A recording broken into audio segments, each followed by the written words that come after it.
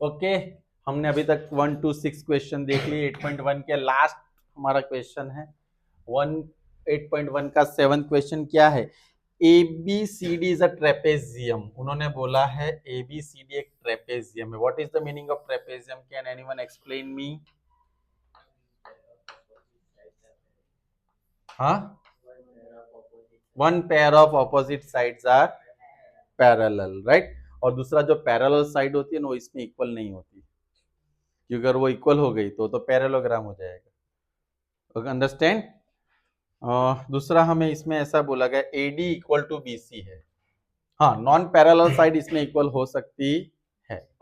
अब इसमें और एक चीज कंस्ट्रक्ट करके दी गई है कि इसको एक्सटेंशन दिया गया है अप टू E, और CE पैरेलल AB, ऐसा उन्होंने हमें ड्रॉ करना है। हमें ड्रॉ क्या करना है यहाँ पे? AD पैरेलल CE हमने, ओके, राइट। तो इसी वजह से क्या हो रहा है, extend okay C parallel to, यहाँ पे हमने ए किया।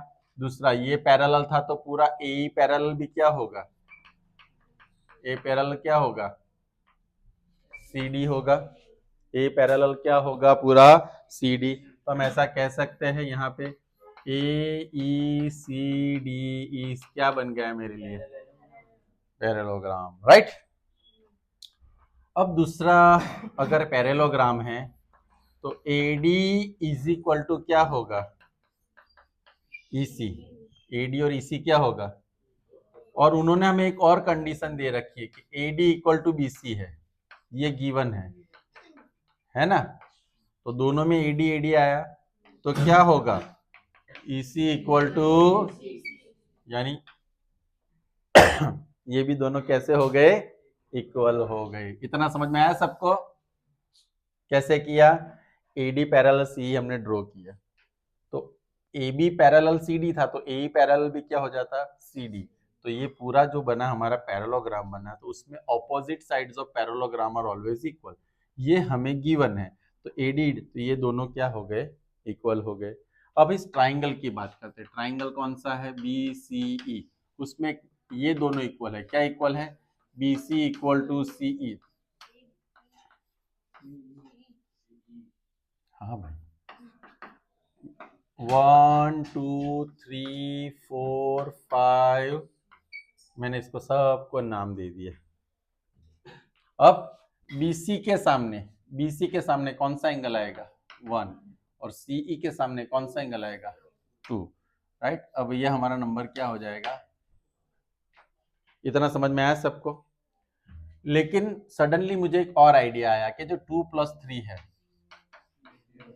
Is equal to 1 linear pair, और 1 + 4 वो भी क्या है? ये 180 क्यों है? को इंटीरियर, या तो पैरेललोग्राम में एडजेसेंट एंगल्स क्या होता है? सप्लीमेंट्री, वो भी हम ले सकते हैं। अब आप देखो ये दोनों इक्वल है, 180 180, तो मैं क्या ले सकता हूँ?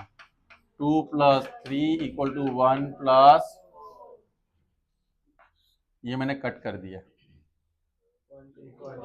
1 और 2 क्या थे? तो दोनों कट हो गए, तो क्या आया? एंगल 3 इक्वल टू एंगल, पक्का एंगल क्या आया? 3 इक्वल टू, तो मुझे प्रूव क्या करना था यहाँ पे? A इक्वल टू, तो 3 कौन सा एंगल है मेरे पास? B, और 4 कौन सा एंगल है? A। तो ये हमारा पहला रिजल्ट क्लियर हो गया, पास हो गया पप्पू। अब मुझे प्रूव करना है C इक्वल टू D। तो अब क्या करेंगे? 4 + 5 इज इक्वल टू 180, एंड 3 + 6 दोनों क्या है? को इंटीरियर एंगल्स। क्यों? देखो, है ना, C बन रहा है, ये दोनों 180 है, तो दोनों को भी कंपेयर कर देंगे। तो दोनों में इक्वल क्या है? 3 + तो 3 4 गया, तो क्या रहा? 5 इक्वल टू, तो 5 कौन सा एंगल है और 6 कौन सा एंगल है? ये दूसरा भी टर्म हमारा क्लियर हो गया। अब हमें क्या करना है, ट्राइंगल एबीसी एंड ट्राइंगल, तो एबीसी, तो ये मुझे ऐसे कुछ करना पड़ेगा। एबीसी है, बीएडी है,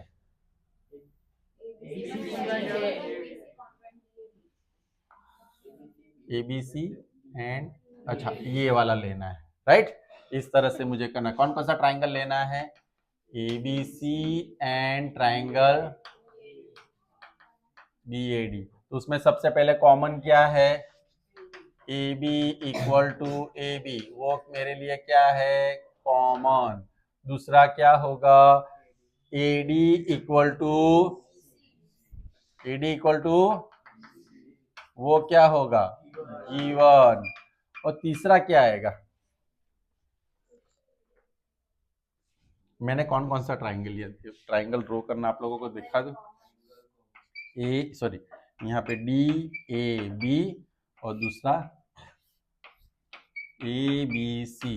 तो ए और बी भी हमारे पास इक्वल है ना, इक्वल। तो क्या ले सकते हैं, B A D, so B A, यहाँ पे डी है ना, डी ए बी। एंगल कौन सा होगा, D A B equal to C B. वो हमने क्या किया, प्रूव्ड अबोव। तो triangle A B C congruent triangle क्या होगा, कंडीशन साइड एंगल। और सीपीसीटी में क्या आएगा, बी डी इक्वल टू, जो दोनों क्या है, तो diagonal B D is equal to diagonal. समझ में आया सबको, not that difficult, little bit tricky but very easy. So now it is your turn. हमने 8.1 यहाँ पे खत्म किया, 7 question, all of you have to practise this superbly. और कल के कल क्या करना है, इसकी टेस्ट देना है।